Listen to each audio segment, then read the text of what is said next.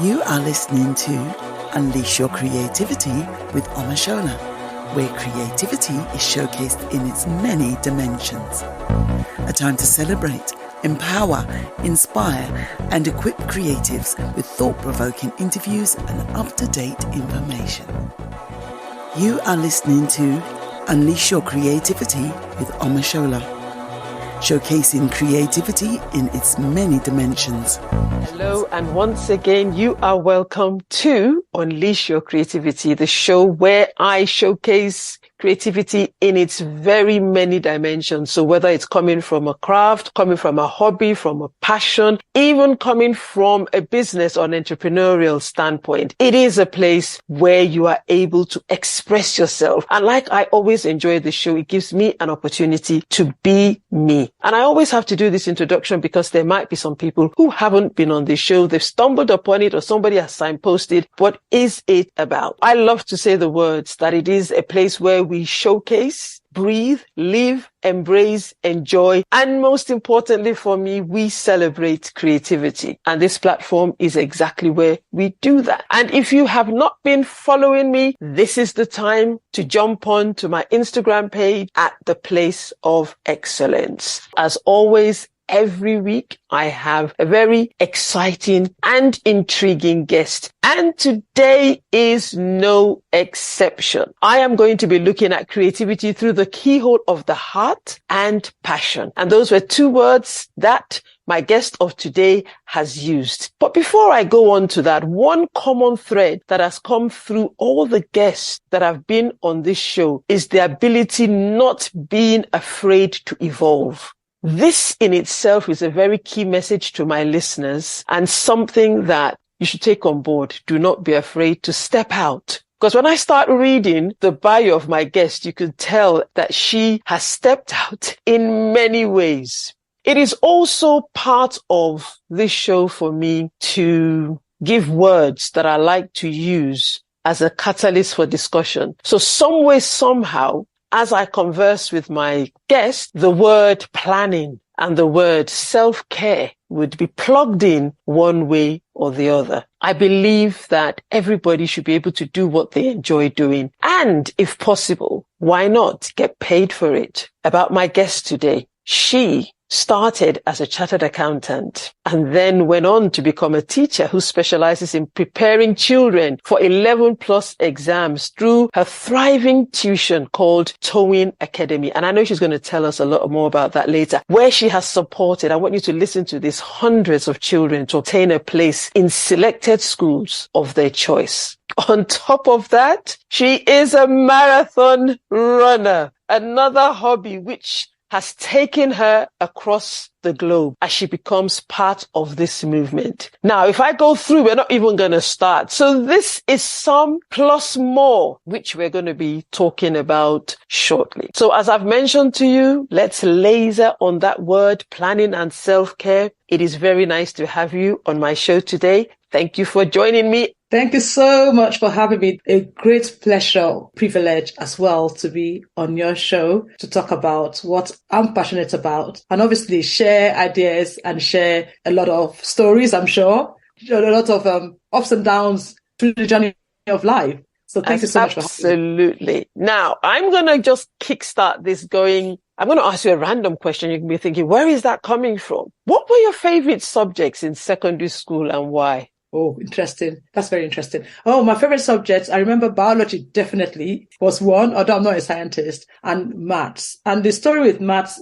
is very interesting. Obviously, for those of us I schooled in Nigeria, I did my secondary school education in Nigeria. You remember that maths is one of those subjects that the teacher comes in through the door and many people go out the window. I was one of those, to be honest, until I got to year 9, which we call Form 3. And I started looking at the subject one day and I realized it's not a subject to memorize. It's actually very logical. And if you follow it step by step, you get to the end point. So I then loved maths. I fell in love with maths and biology were definitely my two favorite subjects. I also liked literature, English literature, for a very strange reason. I remember reading Animal Farm and the story there. That was also interesting. So those were my favorite subjects when I was in secondary school. Fantastic. And the reason why I asked that, because it leads me nicely into my next question. Was that the catalyst for your pursuit as an accountant? And what was that journey like? Or did it not really have anything? Did they have anything in common? Was it part of the reason why you chose to become an accountant and then moved on to become a chartered accountant? Okay, yeah, well, must have led to it because obviously my love for maths developed when I was, like I said, when I was in year 9 or Form 3. And from then on, maths became a subject of interest. But interestingly, I have my first degree is in economics. And those who are economists will know that you cannot survive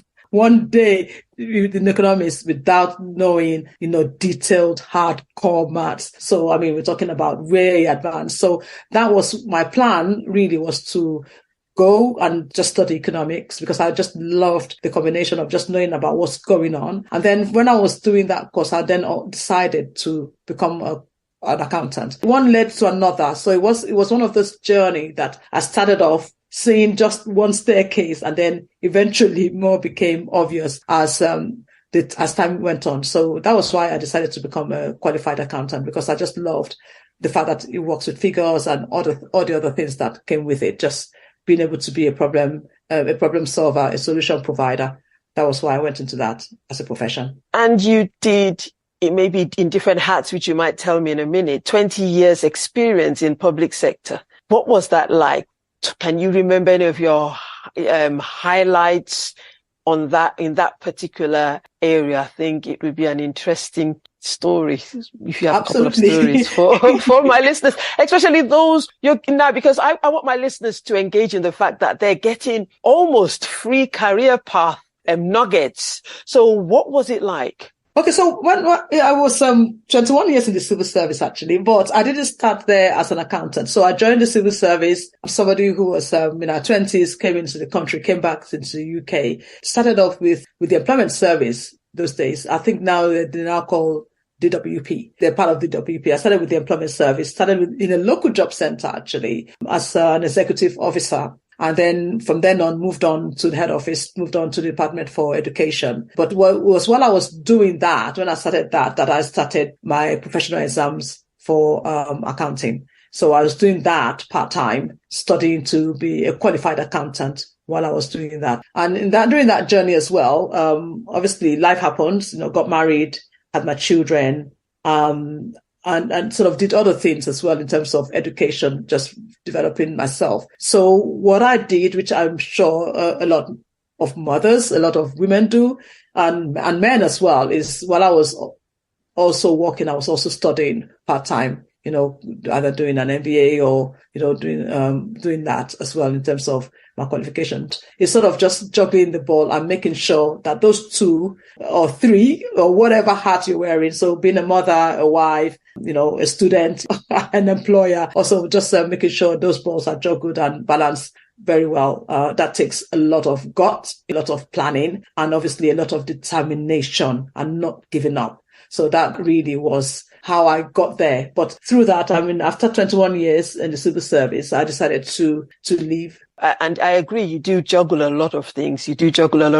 And you've been able to juggle. And you mentioned the word that we are going to be looking at even a bit more in detail, the word plan and the word planning, and how that is important in what we do.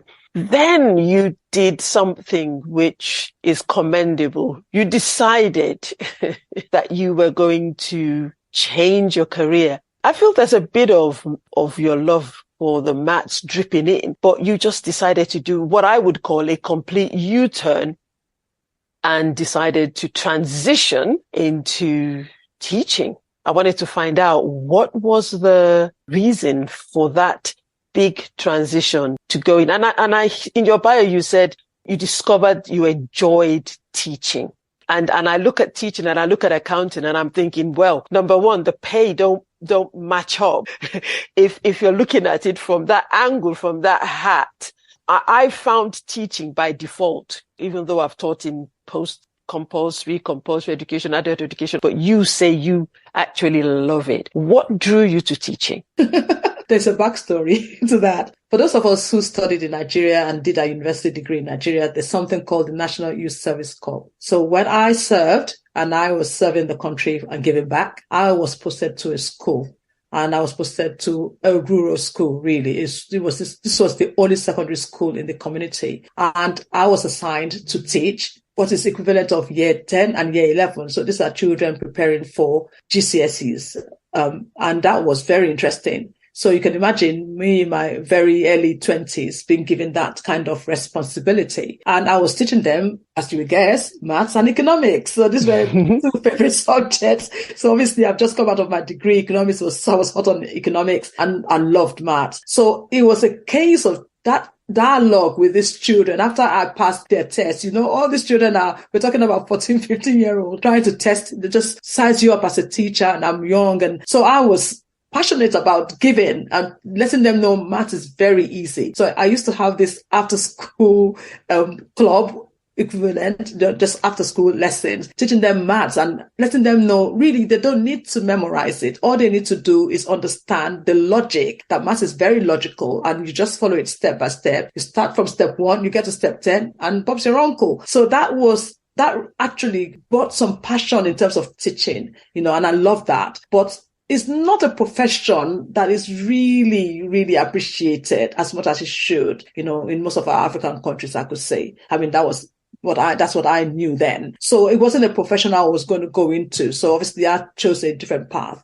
But after I got married and I had my children, my two amazing, beautiful children, it was such joyous. Just they come back from school, just sitting down, doing homework with them and just letting them learn, going to the local library, reading with them and just doing far and more beyond what I suppose, most a typical parent would do. I mean, I know most parents do read with their children, but for me, I was going above, just teaching them, and that became a habit. And life happened because unfortunately, when, in 2005, I lost my husband, so I became a single parent. And because of that, I was looking at secondary school for my children then. My son in particular was about 8 then, when I was looking at secondary school.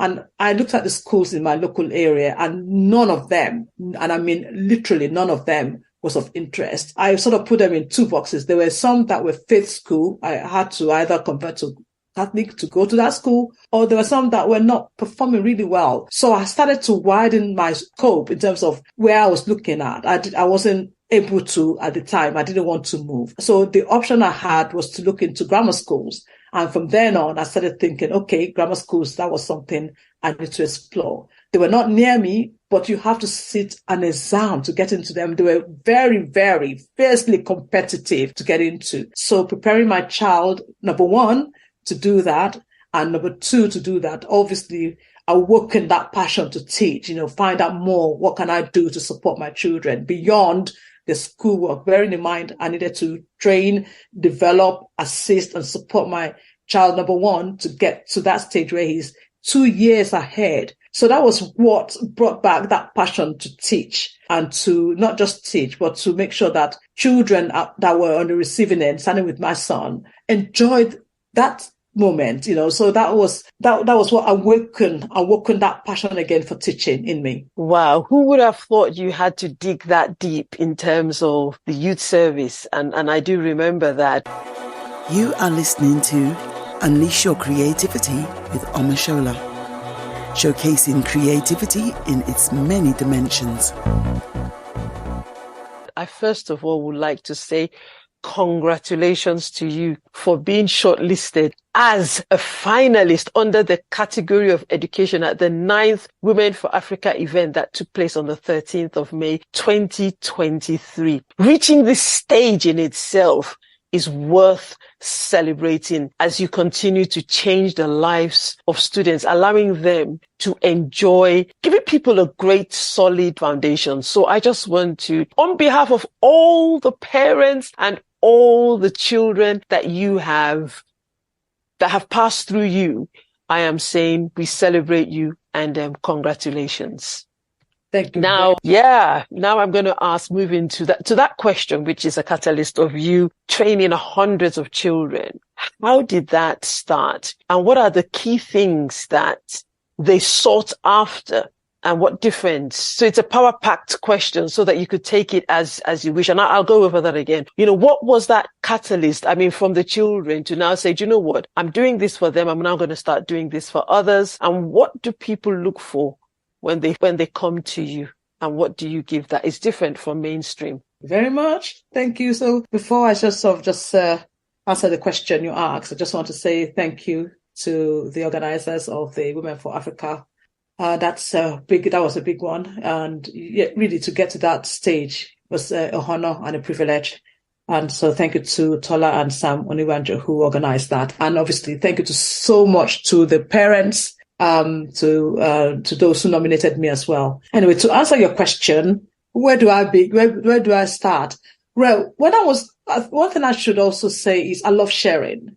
So when I was preparing my child number one for the 11 plus exams, there were other parents who had children along the same age of my son, who's my first child. So it was a case of communicating with them and bringing them along, finding out new strategies and how to really get and overcome these exams, this mammoth of the exams that our children were facing. So there was a group of parents, there were 6 of us then, that, we used to share with, and I just make sure anything I found, anything, if I could bring the children together, teach them and just let them understand what they needed to do, how rigorous it was. That was something that enabled me. So that, like I said, 6 children that, 6 parents, supporting one another. But for me, it was finding out how the children could overcome the challenge and how they could climb that mountain. So that was that. Then the following year, because my children, I've got 2 children, they're very close in age. And the following year, I had to then go through the same thing with my daughter.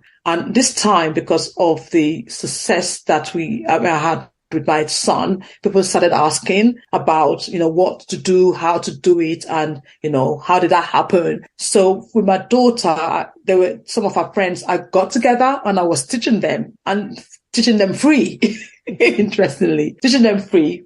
There was one person I was charging, and then because she was not a close friend like that, so I was just charging her just minimal amount. So that was how that started. And then those children, the 4 of them, and then those I supported on the side, I was teaching 4, and there were some others I was supporting in terms of parent and materials and so on, also passed. And then what happened is the word of mouth started. People started telling other people, and I started getting a request for tuition, preparing children for grammar schools. And so that's how that started. And from then on, I sort of did that year on year. And I'm talking 16, 17 years ago now. And that's how that started on a year by year basis. I started with one group, and I grew that to 3 groups. That meant starting at 8:00 in the morning, teaching to 2, and just preparing children to get into grammar school. And by God's grace, that replicated, so just been word of mouth. So that's how that started. You asked me about impact, isn't it? No, yeah, well, that nicely leads into impact, because at the end of the day, you must have had many success stories, from the fact that people knew that you did what you did well and gave birth to Towin Academy. What are some of your highlights? And I say highlights in terms of the feedback, not from the parents now, but from the actual students. What are some of your success stories of students who've started 16 years ago? I bet some of them are already married or maybe almost there. Any fun ones? I know I attended one of your, and you talked about the twins. Yes. Yeah. Maybe that might jog your memory, because there's so many. many stories. The joy I get from starting many years ago is actually meeting these children on the streets, actually meeting them in the shops, and just seeing what they're doing. I mean, yes, the first group of children I taught are actually in employment now, working, would be definitely in their late 20s. And seeing them and meeting them on the street is so enjoyable. A couple of stories come to mind. There's a young lady now, she's definitely a young lady I taught, whose dad actually heard about me through her school. I don't know how, who told, but heard me through the school. And the exams were 6 weeks away. And I mean, the exams were literally 6 weeks away. And it seemed impossible. But by God's grace, this child was practically living in my house. This child got into a grammar school, and that is exciting. Wow. So that's one massive story, that with hard work and parents' support, a child can aspire and can get anywhere they wish to get to. They can soar if they're given that opportunity and that privilege. That's that. The story about my twins, that's very interesting. Yeah, my amazing twins, who have graduated now, I'm sure. Yes, they would have graduated now. They were identical twins and they were very, very mischievous boys. At that age, they were talking about 9, 10-year-olds, and they were always trying to distract my class, not intentionally, but in a good way. They're boys, very energetic and all that. And I remember threatening their mom that I was going to split them up and they were going to come to different classes, so that way they could just calm down. But in the end, we got there. They both got into the same school, which is very, very. You think about a mom who's got 2 very, very energetic boys, just seeing them through. The reason why I use them as an illustration for my information session is to really encourage parents to know that no matter what, these children are young and they're going through their formative years. As parents, we have that responsibility to guide and support, encourage, to be their biggest cheerleader. I find it so joyous when I see children. It's gotten to that stage now where I meet some of them and they've changed. Perhaps the ones I stopped teaching when they were 10. Now I'm seeing them 5 years later. They've grown and tall and large and big, and they're taller than me. And they say, "Oh, hello, miss." And I look at them, I'm thinking, that child looks familiar. And then they tell me their name, like, wow, it's really so joyous just seeing these children. Earlier this year, actually, I was at someone's 50th birthday, and I was full of gratitude because as I entered that hall, the 3 children that were the celebrants' children, I taught all 3 of them. And in that hall, I counted that's the ones I saw. 8 children in that gathering that I've taught, that are either doing their A-levels or their university, or they're just starting year 7 or year 8. And that brings so much joy to see that these children, I've had the privilege and the opportunity to teach them, to mentor them, because it's not about the teaching, it's about the encouraging, inspiring, and just motivating these children, telling them they can do it, lifting them up when they're down, and just seeing them thrive and do well. So just so many stories. So we don't want to feel. Yeah, fantastic. Honestly, that would be a show on its own, testimonials. But one thing that I'm now going to introduce one of my words, which is planning. And you've mentioned that a couple of times, and I know you're big on that. You're so big on that you've actually got your own planner that is tailored towards 11 plus exams. You call it the 11 plus exam study planner. But I just want to quickly just read, because I may have listeners here saying, do you know what? I'm not doing 11 plus. Why does planning apply to me? And I just want to say that planning applies to everything. So I do my little research, and I'm just going to quickly read a definition on planning. Planning is the process of creating a roadmap for achieving a desired goal or objective.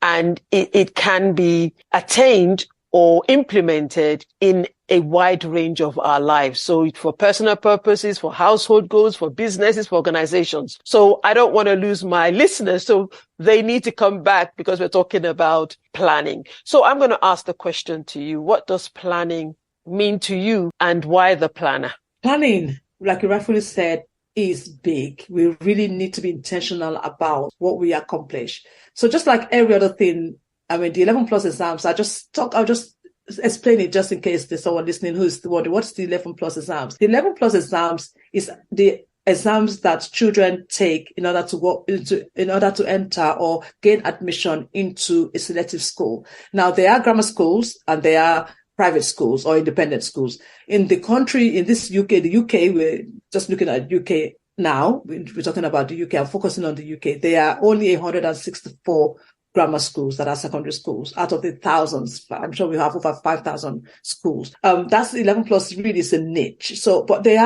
for grammar schools, they are government funded. So any child can go free, but they enter in year 7. So that's that. Just a very brief description of what grammar schools are. Now, why the planner? Because everything, like you rightfully said, you need a roadmap to get from point A to point B. Now in this technological age, we all know what a sat nav is. If you want to go from London to Birmingham, for example, you put in your sat nav, you actually set your sat nav from where you're leaving. That's where you put in the postcode of your final destination. And then road by road, mile by mile, kilometer by kilometer, the sat nav takes you from where you're starting to where you're going to end. That's exactly what this planner does. It's basically full of useful tips and tools to prepare parents and the child on how to get from year 3, year 4, all the way to actually take the exam. And parents need it because in this day and age, parents are working, they've got their 9-to-5 job, or, or they've got other commitments, they've got other children. And if it's not done with intention, then it's not good enough, because a child could just sort of just get there and pass the exam, but not gain admission into a grammar school, which is the intention, because there's no pass mark with E11 plus. That's reality. It's relatively scored depending on how other children perform. I mean, it's not something that is unknown that for let's say for Bexley, for example, Bexley Council, they published the number of children that come and sit the exam.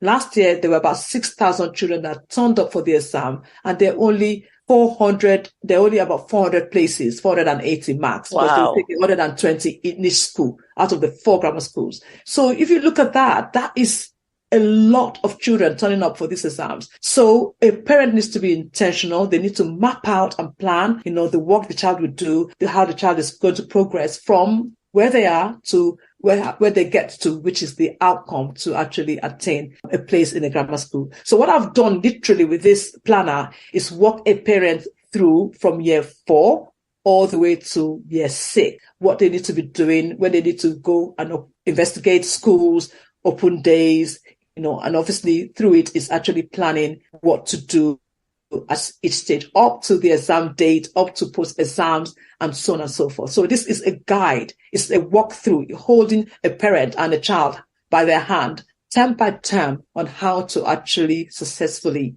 go through the process and come out winning at the end. Fantastic. And because I want people to listen to the end of the show, I'm going to wait to the end of the show until I allow you or ask you to share the details of where they can get this planner. That's my creative idea of getting people to stay to the end.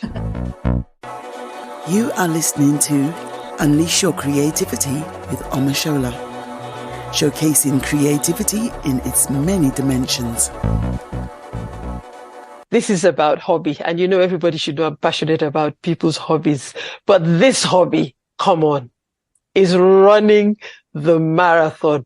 Who does that? When many in the athletic world are winding down, my guest is just beginning. I'm going to leave her to reveal, if she wants to, at what stage of her life she decided to. So I'm going to leave that to her. But it wasn't when she didn't start young. Let's just put it that way. So I'm going to ask you, what were you thinking? How did this journey start? And when did you discover that you enjoyed running? Wow, running. Well, when I was in school secondary school, I used to run, but short distance, just 100 meters, 200 meters, and that was about it. But running, it's sort of featured in my growing up. I just enjoy just going for a little jog, and that was it. But the marathon falls around my birthday, and that used to intrigue me. I used to live in Southeast London many years, talking over 30 years ago. And I used to see them run past, like, what are they doing? So I was intrigued by that, but I've always had that dream to run the London Marathon. And I'm sure there are a few people who have got similar dream, that even if it's to run it just once. The opportunity came, I took it, and I ran the London Marathon, and that was it. But running just gives me comfort. It makes me think. It's me time. It's my time. So it got to a stage where I just thought I just wanted to follow my dream. And because I've obviously now got control of my time and how I spend my time, that gave me the opportunity to actually pick it up as a hobby and sort of look more into it. So I've done the odd, I started many years ago with, running the Race for Life, I like that, just running. And it's not just about the running per se for me. That's one element of it. The other element or the other side of the coin is the fact it's always for a good cause. There has to be a reason, so obviously that helps, and that gives, a lot of motivation to do it as well. I want to take you back to your very first marathon, because again, I'm going to tie that. She's looking at me. How far back is that? And the reason why I wanted to take you back is, again, I can't move a shift away from planning. And I think your first marathon would be really testing the waters in terms of planning. And I think it would be quite interesting if you can remember, what did you have to do to prepare? Because now it's almost like second nature. And I'm going to ask you how many you've done and where you've been, but it's just that planning stage. What was that like? You know, because there might be somebody out there who's not totally thinking of doing a marathon or anything like that, but the exercise, how was it for you? Wow. Yes, well, definitely a marathon is not for the faint-hearted. I remember when I got the opportunity and I knew I was going to run my first one. It was in 2018 and it was January. But because I decided sometimes the opportunity arises. There's a saying that when the student is ready, the teacher will appear. That was exactly what happened to me. So over the past couple of years, prior to 2018, I would just run in the summer months because it's brighter. I love summer. I run in the summer months. And in winter months, I won't do anything. But in 2017, I decided I was going to run through the year and run through December when it's really cold in January. And first week in January, someone approached me with the opportunity to run the London Marathon. And I remember saying, "Do you mean in April?" She said, "Yes." I'm like, "What? That's like 3-4 months away. How am I going to do it?" I got home and I just Googled planning a London Marathon plan. There are lots of plans for marathon. If you Google it, there are many. So I just Googled a plan and I saw one. I downloaded it, looked at it, counted back from the marathon date and counted back. And I realized I just missed week 1 of the training. So I needed to start week 2. But when I looked at week 1, because I decided to sort of run through, it wasn't too bad. It was okay. That one, I could actually tick that. So I just literally followed that plan to the letter, more or less. Just say, okay, these are the days I'm going to run. This is how long I'm going to run, and just sort of follow that through. Now, I obviously had a goal in mind. My goal really was to start and to finish, no matter what it takes. And no matter what it took. So that was the intention. So was that intention set out? So the overall goal, which is what I want to accomplish, that was set out. Then on a week by week, then sort of drill down. So on a Sunday, I will sort of map out what I'm going to do for the week and when I'm going to do it. So I just sort of say, okay, on Tuesday, for example, I'm going to run. What does my day look like on a Tuesday? And sort of just do that. There were other things I could have done, I know, but I just went for what I could do and what I can actually accomplish in that time. And yes, that is really a loaded answer, because it not just talks about the marathon, but it talks about our everyday life. And what I picked out from there was to know what your end goal is, work your way backwards and map it out and have an end goal in mind that will keep you motivated. So you have done a couple. Do you just want to quickly whiz through the ones that you've done? I love seeing your medals. I will be sharing your medals, pictures of you with your medals on social media. So where have you been? Well, running is now because I call you the Globetrotter. So where have you been? Running, yes, I've done London Marathon 4 times. I started my first marathon was in 2018, London, 2019, 2020, yes, with lockdown, we still running virtually. And 2021, I didn't run. 2022 was very interesting. I'll come back to that. So I've run London Marathon 4 times. I've also run some other ones that are not in London. I've run Amsterdam Marathon, Chicago, Berlin as well, and Tokyo and New York. I ran those virtually. So I suppose I could say I ran those ones as well. So that's that. Now in 2020, which is last year, 2022 was very, very, very interesting, very testing. And, it's sort of, when I look back now, how and why I decided to do that, I don't know. So one of the goals I have with my marathon running is to achieve the 6 stars. And the 6 stars, you achieve that when you've run the 6 major marathons. For anyone interested, you could just find out more about the 6 stars and the 6 major marathons in the world. So I've run 3 of them, 1 scheduled. But last year I wanted to run Chicago, I got through Chicago in 2020, but because of lockdown and COVID, that was deferred. I deferred that. And I also wanted to run Berlin. So I got a place for Berlin Marathon. I got a place for Chicago, and I also had London in the mix. the interesting thing is these 3 marathons, although they're major marathons, were in 2 weeks. So I started one on a Sunday. The following Sunday, I had another one. And then the third Sunday, I had another one. So I started with Berlin, end of September, and then came back to London, ran London, and then went to Chicago and ran Chicago. And that really was testing. And it was a case of mind over matter. And I'm really so grateful how I did it. I don't know. All I know was I turned up for these races and I achieved them by God's grace. And then 2 weeks after that, I then did New York virtually. So I had 4 marathons back to back. One thing I've learned from that, interestingly enough, is sometimes you listen to yourself and not to the noises that you hear. The noise, you hear a lot of noise. Sometimes people say what you can't do and what you can do. You set your goal, aspire for it. Obviously, you have to be realistic. And for me, I listened to my body. When I needed rest, I took rest. But I just told myself, I can do it. I would do it. And you watch me do it. And that was exactly what I did. So yes, I'm young at heart, in my 50s.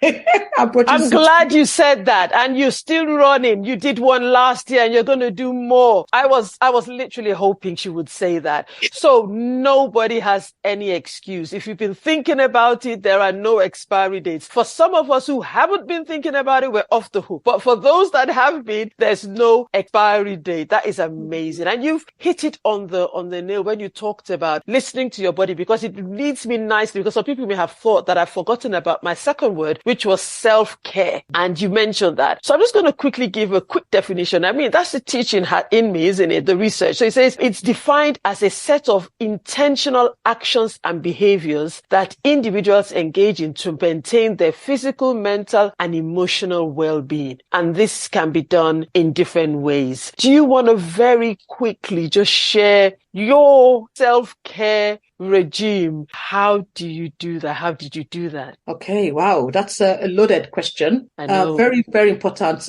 In this day and age, everyone is busy. But really, my sort of saying, and it may sound like an oxymoron, is you have to be selfish to be selfless. That's what I say. You need to be selfish to be selfless. And what I mean by that is you need to take care of yourself. You need to take care of you first, because the more you are, the healthier you are, the more you can give of yourself. So I try, no matter what, to be out of my house at least 5 days to 6 days a week, either running or walking. So I run typically 4 times a week, if I can. 4 times a week, at least 3, but 4 times a week when I'm training for a race, definitely 4 times a week is what I'll aim for. And then the other days, I just go for a walk. And when I go for a walk, it has to be between 3 to 5 miles. So I try to, as much as possible, get 12,000 steps in every day. If not, at least 6 days a week, 6 days a week. That's my goal. And that has to be done with intentionality. So I will go out, go for a walk, come back, do something. So it's just, that's what I do. That's generally what I do. I have to say that exercise is very, very important, because obviously we know the benefits. That is something that is, I'm sure we're all aware. But also how we eat is also important. We have to also be conscious of what we eat, and we have to make sure that there's a balance between those two. So yes, exercise is important. Eating the right thing is also important. Now, although I'm talking about eating, I'm not trying to portray that, oh, I'm the best of the eaters, but balancing it, just making sure a lot of fruit and veg, and just making sure that treats are limited as much as possible. Because no matter what we do, we have to eat to survive. Exercise, it has to be intentional. We need to really be intentional. Set out the times, the dates you want to do it. And the ways to do that, I mean, I'm sure we probably will come to how we can actually make sure that we get on that track if it's necessary. Thank you. Honestly, I need another show with you for this, because time is just flying. But I'm just going to quickly just look at some of the forms of self-care just that I looked up, which you didn't mention, was really trying to manage sleep, practice relaxation, meditation, and just engaging in activities that you enjoy, and being around people that care about you. You are listening to Unleash Your Creativity with Omashola, showcasing creativity in its many dimensions. As always, time goes when you're having fun. As she mentioned in her bio, she's a woman with a heart. and engaged in many courses. And I'm just going to highlight one, which is attached to the marathon that you spoke about. And it's St. Vincent's School in Liverpool, where to date you have raised over £8,000. Please tell me more. What was the connection and why the affiliation with blind and partially sighted children? Thank you so much. Well, that question, interesting. So I've run the London Marathon in particular, the four I've run to use to raise money for St. Vincent's School for children that are blind and partially sighted. The answer, I suppose, is pretty obvious. It's to do with education, and it's to do with children that are in need of extra equipment. So obviously the extra equipment means they need to have equipment that is adopted, for them. And that means obviously their equipment will be more expensive than the norm. So that for me is just two things. That is just two things that is just being married up. One is education, and secondly is children in need. Either of those two would actually trigger something in me, somebody needing something or someone or needing help or support or assistance. If it's within my reach, by God's grace, I would try my very, very, very possible best to do that. And then it's education, because we're talking about a school where they need these things to learn so that they could be independent, so that they don't have to rely on anyone. So there's a lot going in that mix that intrigued me to do that. So when I got the opportunity to run for the school, I told myself, number one, I was going to do far and beyond. And I raised over 3 times what was required. So not because I needed to, but because I wanted to. So I went beyond that because I just thought every like in the word of Tesco, every little helps. And year on year, I've decided to do that as well, to just support them, because these children need our support. And they're not the only ones. I know there are a lot of needs in different areas, but I'm highlighting this one as the one that I support. So fantastic. That's fantastic. And rushing on, because I really want to ask you my key question I asked all my guests: what does creativity mean to you? What is your definition of creativity? How do you define it?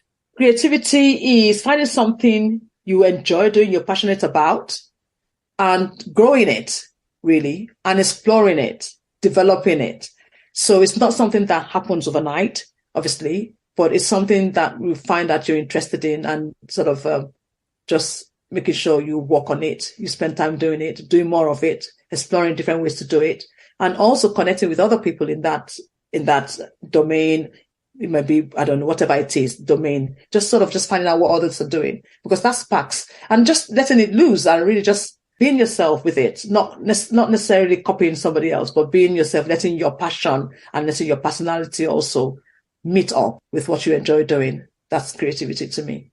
Wow. Another rounded. Every time people come up with their very different. And I think we'll be doing our listeners an injustice, which I already mentioned earlier, that at the end, we'll be able to get information of where to find you. And I'm going to plug in something that you do, which might also interest people, is that, which I'm part of, which is your walking group. So where people walk, the beauty of it is that everybody sets their own goals, they plan their own goals, and they execute their own goals. But one thing that we all have in common is that there is an accountability space for everybody to cheer each other on and everybody to be accountable. So I know some people will be listening, they want to find out this 11 plus, where do they get more information? And there'll be some other people that might say, hey, I want to get your planner, where do I go? And then finally, self-care. How do people start walking? And who knows, those people that might decide to join you in the marathon.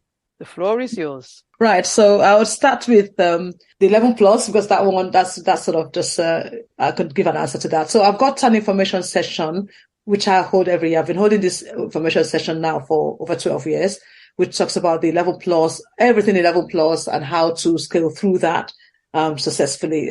For more information, please just connect with me using either Facebook or Instagram. And there's going to be some information on that on my handle. And my handle is Towin Academy. Towin spelled Towin Academy. So that's that. And the same thing on Facebook as well. So that more information will be there on that.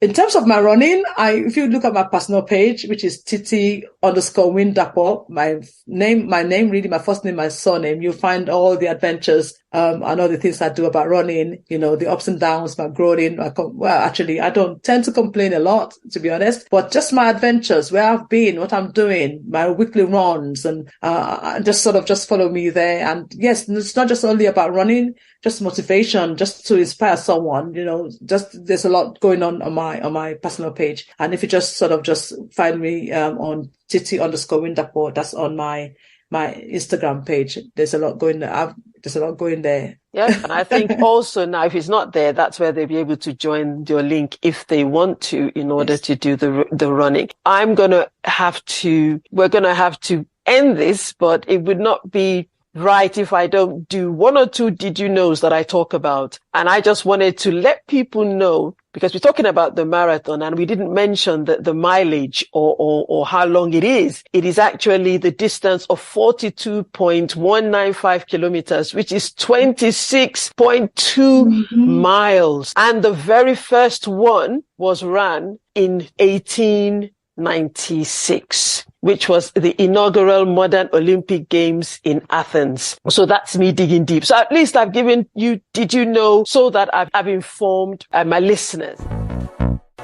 You have been listening to Unleash Your Creativity with Omashola, showcasing creativity in its many dimensions.